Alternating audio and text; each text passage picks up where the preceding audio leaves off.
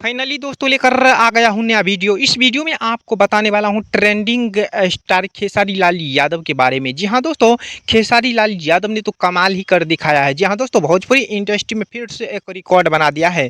तो कौन सा रिकॉर्ड बनाया, इस वीडियो को पूरा जरूर देखिए, पूरा जानकारी और पूरा डिटेल बताएंगे।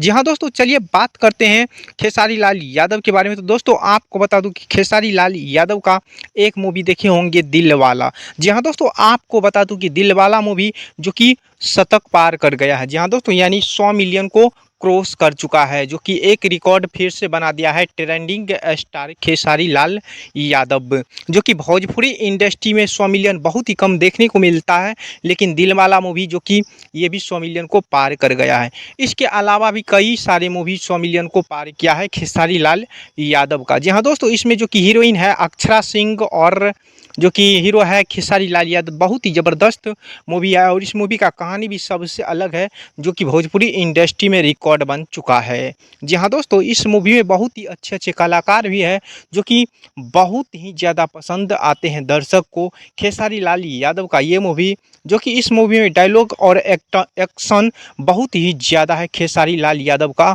जो कि दर्शक बहुत ज़्यादा पसंद करते हैं। तो जी हाँ दोस्तों, यही रहा खेसारी लाल यादव के बारे में।